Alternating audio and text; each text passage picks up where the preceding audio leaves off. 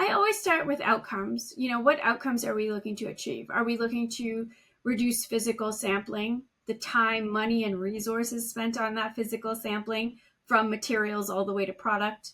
Are we looking to reduce time to market? Are we looking to reduce stress on teams? Because, if you have worked with a design-led brand, you know that those teams are stressed because they're working on 3 seasons at a time and just being pulled in every direction. So it really depends on what outcome we're looking to achieve.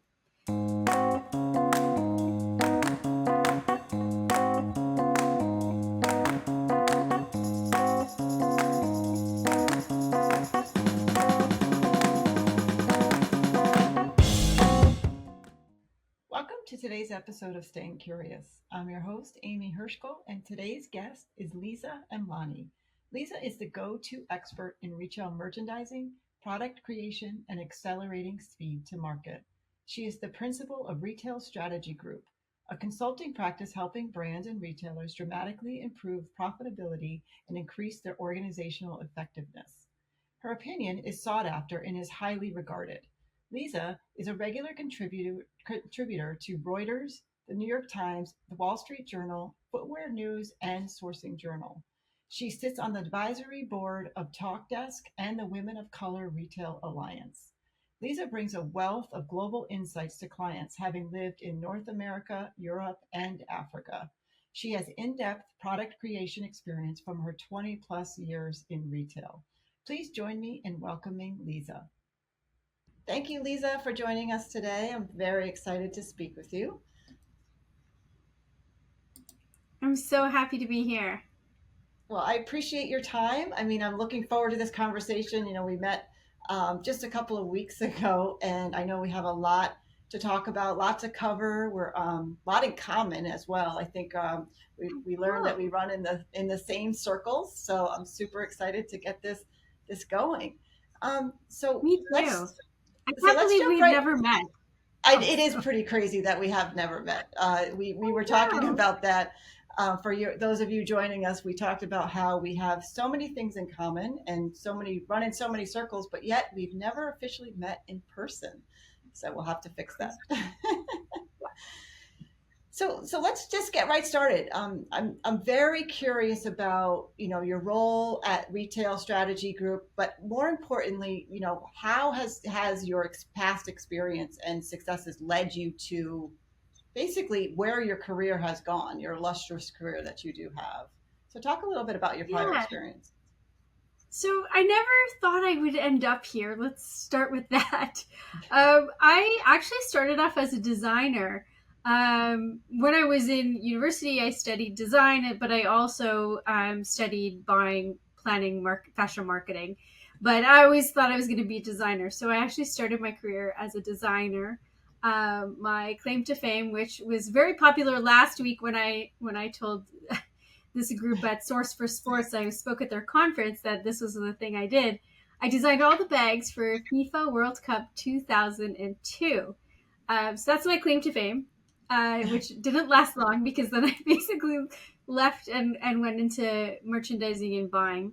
I was a buyer for almost 22 years. And I worked with not only design-led brands, but also multi-brand retailers where I had a chance to use those design skills and develop private label programs across apparel and accessories. I loved doing that because it kind of brought me full circle into the design work that I loved so much. And then I shifted into consulting in 2018. So my last industry role was with Ralph Lauren. I was working with Ralph Lauren, I think, on and off for almost 20 years. And I was, in fact, flying from Canada. I'm in Canada right now. I'm in Toronto. Still working with Ralph Lauren. So I was basically in Paris and Munich and London. And then I was like, okay, I can't live like this. So I started to work with Accenture, and I was their merchandising retail strategy SME. So I was their industry expert working in the practice, and I did that for a couple of years. Loved it. Didn't like it initially because it was weird to be a consultant after all this time. And then started my own practice in 2020, realizing that I had this, love for helping retailers and brands, but also knowing that I had been in their shoes, I think gave me this competitive edge. That's great. So more specifically, what are the skill sets you felt like directly aligned with, like, why start the consulting career? Did it, I understand maybe it fell in your lap, but then to then go and turn it into your own business, what really Yeah, were you like passionate about, or what skill sets did you feel like, oh yes, this is finally like the right fit for me? I think I love to solve problems. I think that is something that's innately part of me. I think being, a daughter of immigrants and, the hustle and all of that stuff, plus this need to solve problems and knowing that there are, better and yeah, better practices, I'd say. I think that's really where the love of doing my own thing started. Knowing that I could help brands and retailers um, really understand that there's, a better way to work and go to market and just be more efficient about creating product and assorting product. These are the things that I'd say fuel a lot of that passion around problem solving and helping brands and retailers. I think having been in their shoes and knowing that that pain exists, like even today, I mean, I talk to my merchant friends and I'm pretty sure 95% of them are still working in Excel, which drives me crazy. And just knowing that these things still exist and that there are better ways of working and getting closer to our customer with the right product at the right time, these are the things that excite me. So give us an overview of some of the problems that retailers are contacting you about. And then as a part two of that, maybe they're not contacting you about, but they should be.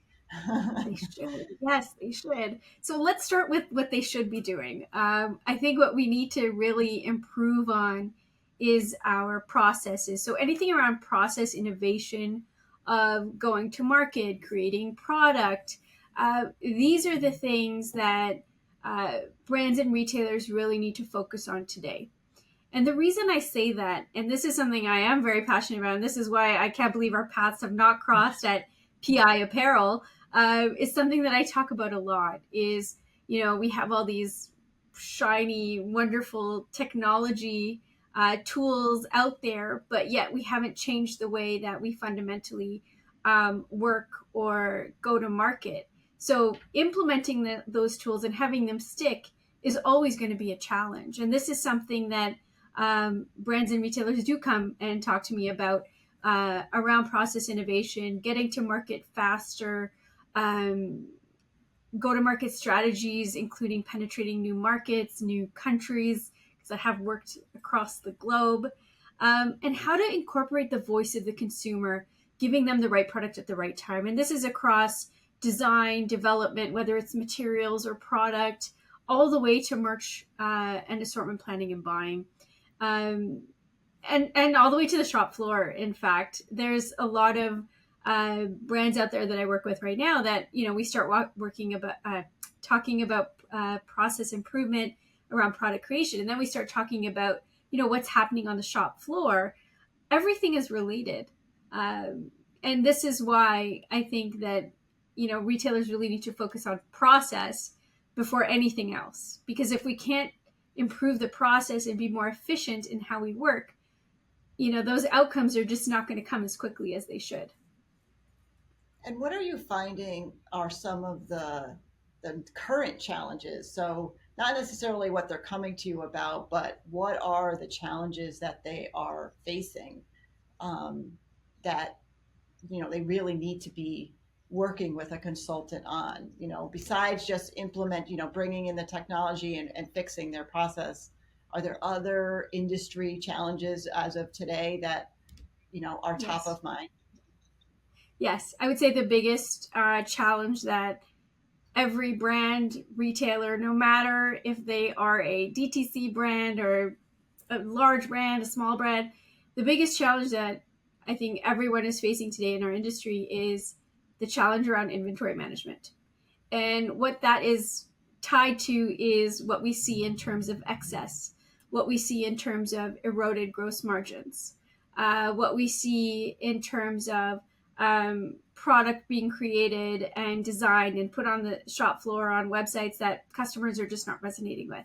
So all of these things are connected, and what's in the middle is inventory management. And I'd say that is the biggest challenge today.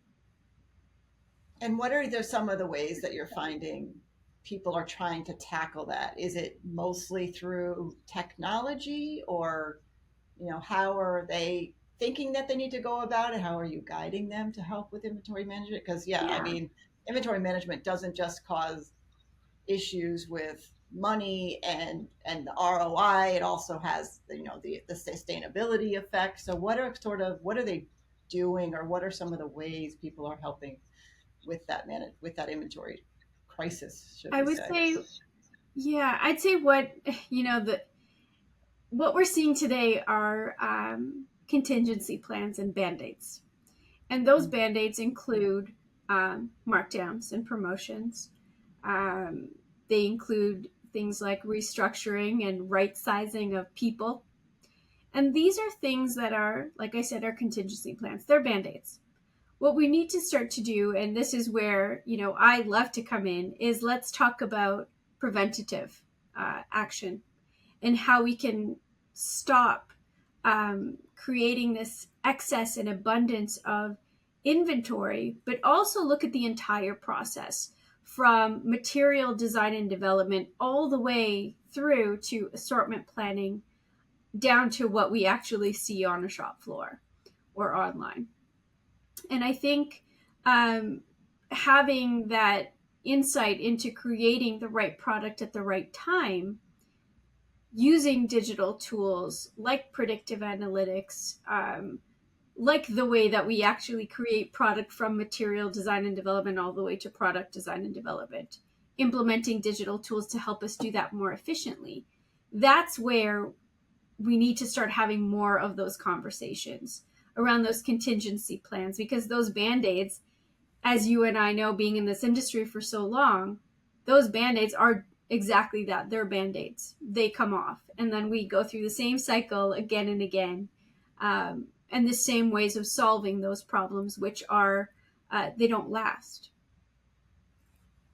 So let's talk about that a little. You touched a little bit on predictive analytics.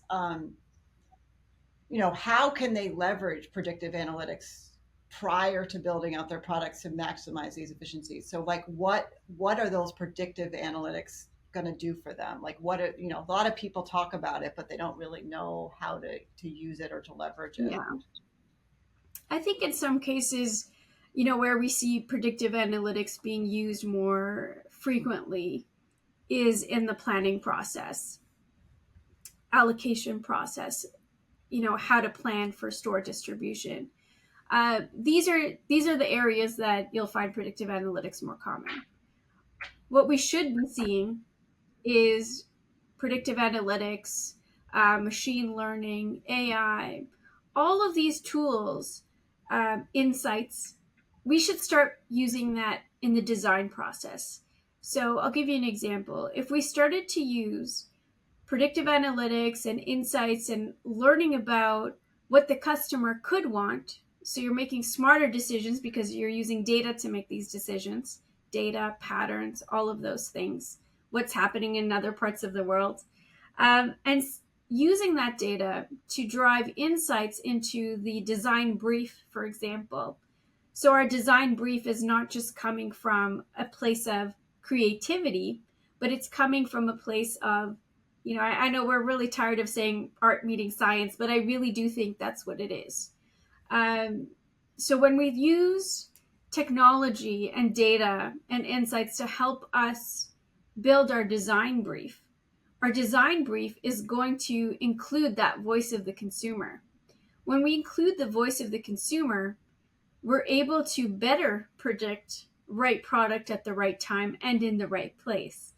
And this is where I think retailers and brands could really drive more profitability across what products that they're actually creating. which can also help with inventory management and waste of, Yes. like, because Exactly. we talk a lot about, I think even on our when we first talked, we talked about, what was it, the sustainability. There was some sort of term we use. I can't even remember what it was, but we talk about sustainability and waste, and everybody talks about leveraging technology or the different ways that we could be sustainable. But what really are we doing to improve waste? Yeah. And you mentioned these predictive analytics. Just by producing the right thing at the right time, generally Yeah. produces less waste, which means you could technically say that you're being more sustainable because you're leveraging the Hmm. right technology at the right time. So, in terms of improving the sustainability, what are brands not tracking that they should be Hmm. tracking to be able Yeah. to claim that they're being sustainable? Talk a little bit about your thoughts on sustainability. Well, sustainability is such a big word. And I think especially now it's used in so many different areas of the business, across retail, across design, across fashion. um, Defining sustainability is a little bit more muddy, let's say. So the way that I look at sustainability as a whole is when we talk to brands and we work with brands, it's really about determining, tracking, and adopting of materials all the way to actual product. So I'll give you an example. I worked with a large brand, let's call them, and every single season they were creating new design and developments for materials, which meant that there was a lot of wasted effort. And the reason we knew there was wasted effort is because only a small percentage of what was being developed was actually being adopted into design. And this is a design led brand. So the designers have ownership of the design brief. They go in, they tell the materials teams, this is what I'm looking for, this is what inspires me, this is what we've storyboarded. And then materials will go and try and figure out what does design actually want. The second challenge with this brand that we worked with was that they weren't leveraging materials that had already been designed and developed. So in season, they're using a very small percentage of development, so small adoption rate, short. Oh, sorry, you need to cut that little part out. But basically, we're not using um, all of our developments that we have designed, and we're adopting a very small percentage, which means that all that is going to waste, but it's already been developed, so it can go into a library. The library is not being used. This is a big problem today, I would say, across maybe 80-90% of brands that I talk to. And that means that every single season they're just, recreating, redesigning things that they probably already have in their library. So it's almost two things that we need to start tracking, right? Is like, the adoption rates of new developments, how much is being wasted, so unnecessary developments, and then also, are we tracking what we've already developed? So it's almost like those three things. And So then we could talk so about assortment planning too. I mean, that's a whole other ballgame so on what tracking is and tracking adoption. Sorry, I didn't mean to interrupt you, but because you kind of touched on this a little bit, but why do you think they're still doing it that way? Like, I know because I work where I work, and you obviously know, because this is what you consult on. But there are technologies to prevent those inefficiencies. Why is the adoption not happening? What's happening with technology in the fashion industry that people aren't trusting? So that's a big question. Now, I would say that it really starts with the people. I think it's people and process first before the technology. So if we're working the same way, we're always we're leading with a design brief. So design is dictating what materials should be used, which is fair. Many design led brands work this way. But if we started with a material brief where material teams would already uh, already produced or in development material productions and developments, if they came with a material brief to design and say, start using this when you're designing product, that's going to change the way we work. That's going to reduce the number of developments that that design is requesting. The tech can help here in a big way, from digitization of materials to digital product creation. I mean, those are just two things, but there are many. There's many digital tools that can help with making the design process and the product creation process a lot more efficient. But it really does start with people and process before you can even implement technology or even look at technology. If you don't fundamentally change the way people think about design and development, that we don't need physical samples for every single thing that we are thinking about in terms of development, then you can start to add in digital product creation and digital tools. So how do you start with when you consult with somebody who obviously they come to you because they see the need for the technology, but how do you get them started? Because there's a couple of layers to this, right? There's getting them to buy in that technology is what they need. Okay, now they called you. They want to know what how to help them. You tell them about technologies that they would be able to implement. And then you have to get everybody involved, right? You have to get total team buy-in.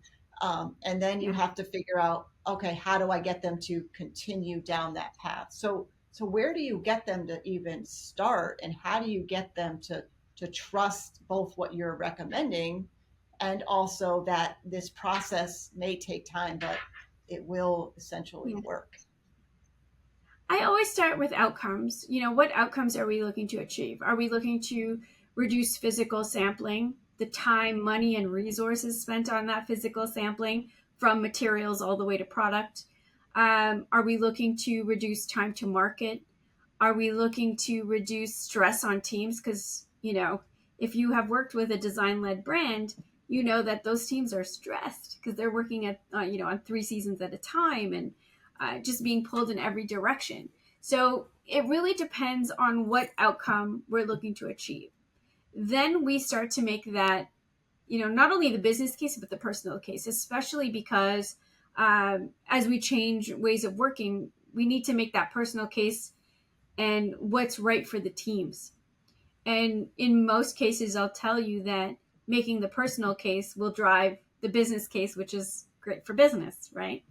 Um, an assessment of how teams are working today and how siloed they are from cross functional teams, this is a great start. And this is really where I start to identify gaps and opportunities and then start to get buy in from teams, because the way that we work is really partnering with the teams to better understand what they're going through, but also have them part of the change. This is how to get buy-in early, is having teams be part of the change and having a say in how they want to work going forward, because nobody wants to work all hours of the night and be stressed and have wear multiple hats. This is not the way that teams want to work today, but this is the way they have always worked. So it's really about, looking at that personal case and thinking about outcomes. What are the outcomes that the brand, the client wants to achieve? And what are you seeing are the common struggles? You get the buy-in, even when the team gets involved and the leadership is involved, what are some of the common struggles that happen to get that implemented, the technology implemented or the new process implemented for the long term? Like how are they, Hmm. like where, show me, can you give me like it doesn't have to be names, but maybe some examples of some of the successes you've seen of that process Yeah, working, and what really made it work besides just yeah, the technology. absolutely. I think, trusting the tech is a challenge for all types of retailers, all types of teams.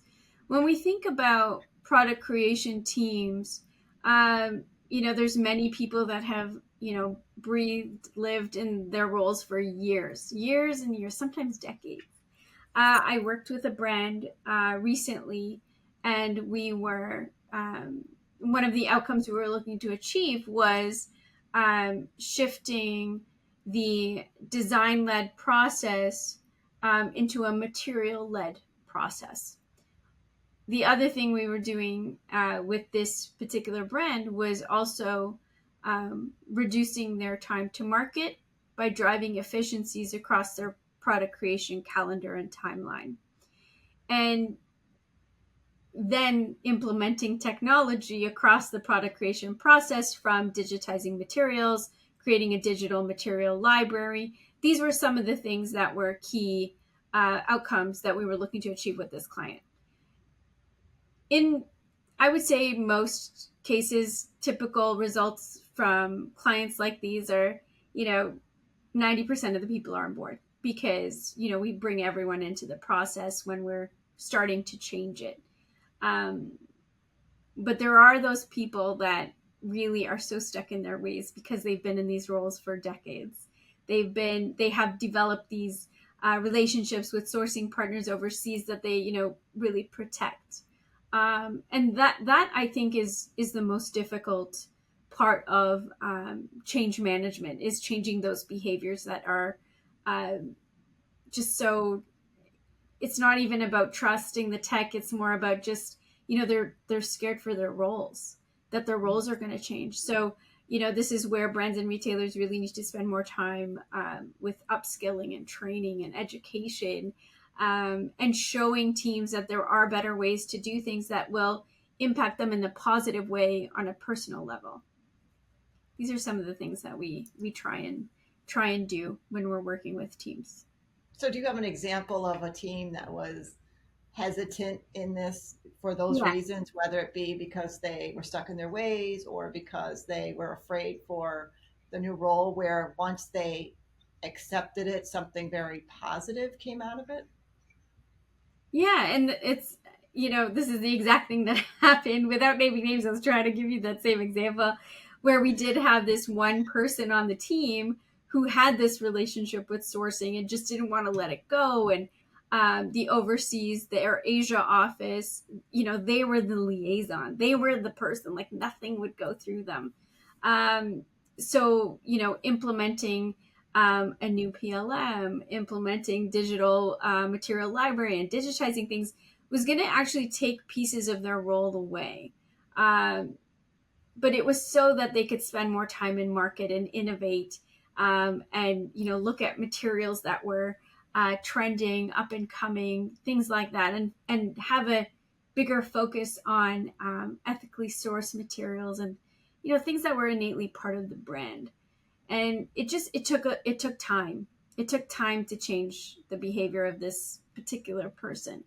But you know the one thing I do is, the folks that are the most, let's say, against new process and new ways of working, I make them a champion so that they could start being, the tester of the tech.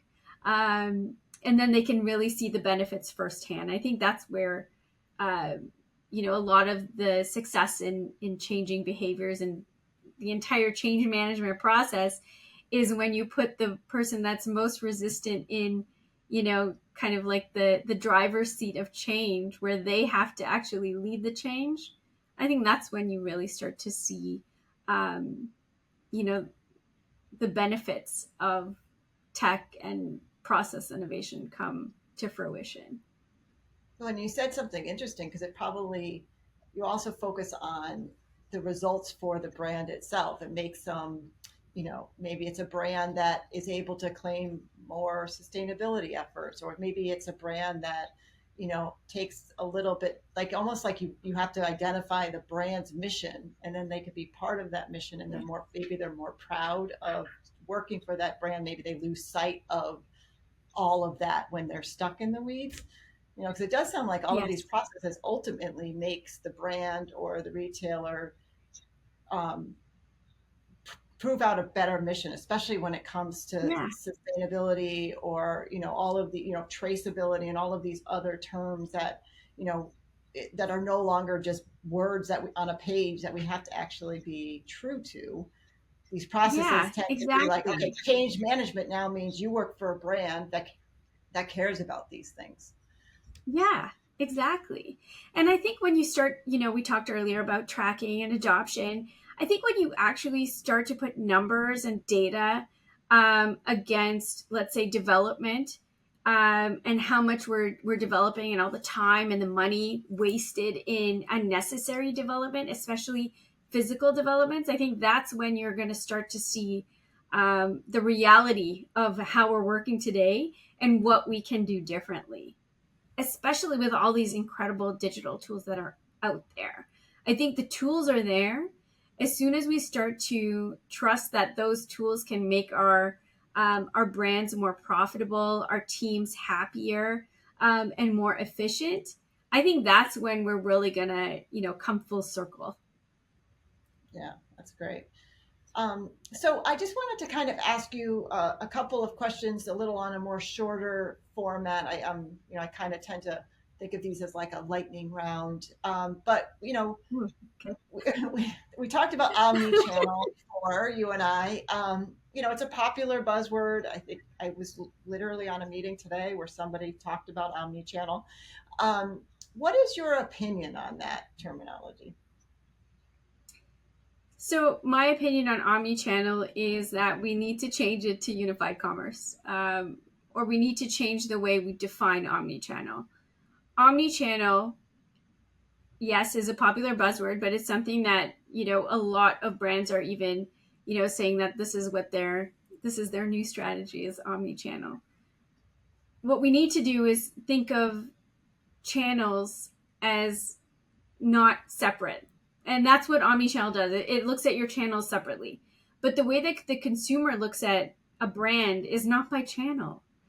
They'll look at the brand as a total, like in in this unified way, right? This is why I really love the term unified commerce. I think it's more, for lack of a better word, I'd say inclusive of all channels, because that's not how the customer ever sees a brand. That's why I don't love that term omni-channel. Yeah, and it's probably why some brands who don't realize a unified commerce, like they don't think about the consumer first, tend to No. not do it correctly.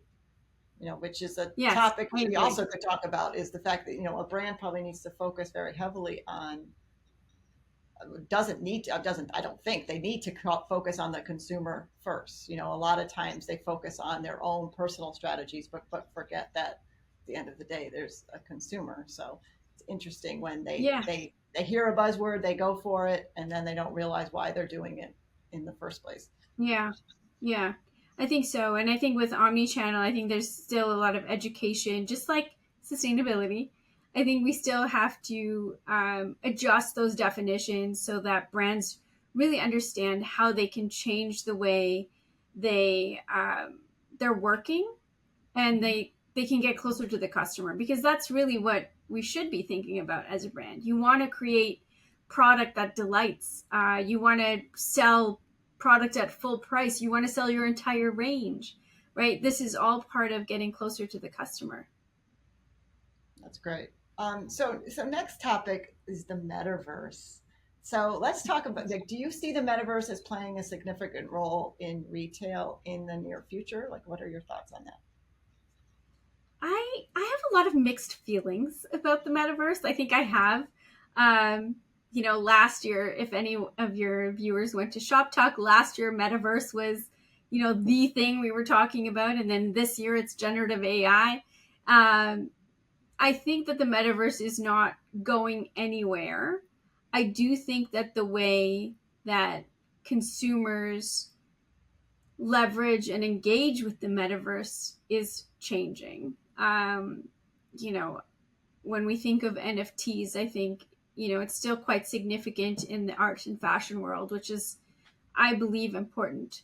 We need to meet the customer where and how they engage with brands,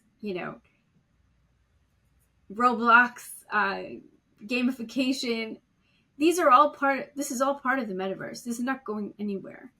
Um, what we need to better understand is how can brands engage with those consumers on these platforms, in these channels, in these spaces so that they could start to increase brand loyalty and monetize um, in these new channels. And I think that's where a lot of, I think the time is not spent, which should be spent there, right? We should be understanding where our customers hanging out and how do we engage with them. And so, same question though for generative AI. You know, that was the new topic at Shop Talk this year. What are your It thoughts on was. that role in retail or in the fashion industry for the future? I Yeah, I've been doing a lot of research around generative AI and fashion, how we can improve our product creation practices, our design, um, and getting closer to that customer, giving the customer the product that they actually want. There are many use cases for generative AI across retail, and I think that we've only scratched the surface. I mean, we have been using AI for many, many years, for decades in retail. I think now we have more access to more data, and it's being, let's say, insights are being, leveraged from that data more quickly. That's where I think generative AI can be used to create better product and better product assortments, because we're going to have um, more of an understanding of what the consumer wants versus giving them these huge product assortments where we're half guessing what they want, or we're creating design and from our gut feelings. These are things that are absolutely going to change, and technology like generative AI is going to help us create better product, create smarter product decisions, and get faster to market. Absolutely. So it's funny, the gut feeling is probably one of the hardest things to change in the fashion industry. It Talk about is. It is. change management, the gut feeling. You know, you hear that a lot. A lot of people who've been in the industry a long You time, they do. say, I just have a gut feeling about this. So I there's nothing know. But wrong what with I that. say to that, what I say to that is, it's actually not a gut feeling. You are actually absorbing all this data from walking the shop floor, from going comp shopping, from reading all these publications. That's all data. That's how I look at it. I don't believe that it's a real gut feeling. I believe there's instinct involved. Absolutely. There's a level of taste. There's all those things. But if you think about all of the data that's out there and what we are actually absorbing and then what's coming out of that, I think that it's almost like we are part of that technology. I don't know how to explain it better, but I don't believe Well, that, we are the you know, generative AI. I mean, that's how generative AI we came are. to be, right? Just Yeah, that's humans fair. creating something that's taking things right out of your brain. So I get that. I Exactly. I understand what love you're that. saying. Yes. We So I once find a were the lot of my generative merchant friends. AI. I know, but I do argue with many of my merchant friends on, it's not just a gut feeling. Like, it's not just that. There's so much more to it. We have a lot of philosophical discussions about this, but I won't go there. So last question. For a fashion retailer to be competitive in the future, what is your advice on some things they should pay attention to or invest in? Uh, that's a good question. And the first thing I will say is, just technology. If we're talking about technology, is technology is going to that is going to get them closer to their customer, to understanding who their customer is and what their customer wants. So anything that is insights driven, I think that is really, really important here. Outside of insights, anything that's going to um, help them create product more efficiently. So things like digitizing their materials and materials process, um, assortment planning, and just creating less product, thinking about your seasons as seasonless and fashion so that we have less markdowns and less waste. I think just creating less overall, I think that's fundamentally what we should be doing. as a planet, as a brand, and as consumers, we should be buying less too. Mhm. And I think all of that ties into just being better humans for our planet. You know, uh, if we look at how many physical samples that we create, even if they're repeat styles, like these are things that happen every day, and with the biggest brands in the world. Um, I think that if you're a new fashion retailer, you can absolutely change that, and that is something that excites me. Yeah, me too. I'm excited about consuming less as well as a consumer. Yeah, It's such a it seems like such a simple little ask, but if brands and retailers or people are producing for us to consume, we'll keep consuming. But we have yeah, to have it both ways. We need to consume less, and they need to offer us smarter things to consume and not necessarily more.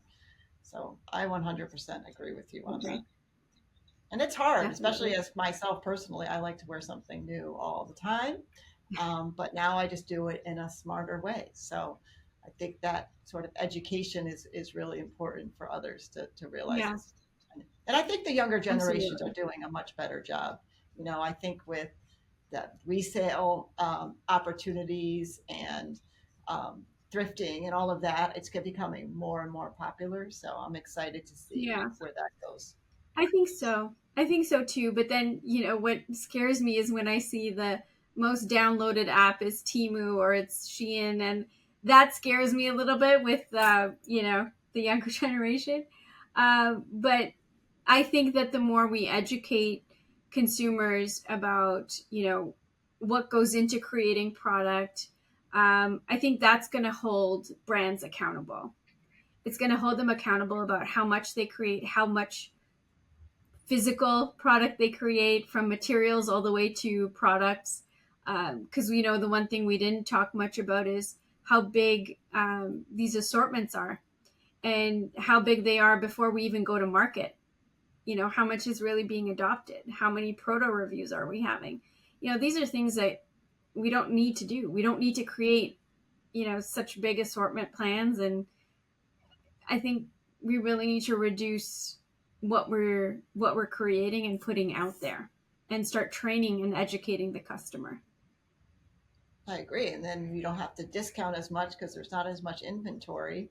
So you don't have to, Yeah. so you're making better margins. It's a vicious Yeah, cycle, but it has to is. start somewhere. It Well, is. And yes, it does. Lisa, well, I think that starting with you is a good place to start. I mean, your knowledge is incredible. I really thoroughly enjoy speaking with you. Just in our two conversations that we've had before this podcast, I've learned so much. So I appreciate your time, and I know that the Okay. audience is going to um, be wanting to reach out to you as well. So I just wanted to let everyone know that if you're interested in connecting with Lisa, please reach out to her at her website, retailstrategygroup.com. She's also on LinkedIn as well. And I hope that you have a chance or I hope that we have a chance to connect. And I hope that everybody on this call and this audience is willing to connect with you as well. So I wanted to thank you Thank you, for your Amy. Thanks time. for having me. Thank Uh, you. I also have a and newsletter called The Merchant Life. So please subscribe, sign up, do all the things. I talk about the state of product creation and merchandising and retail every month. So that's where you'll find me.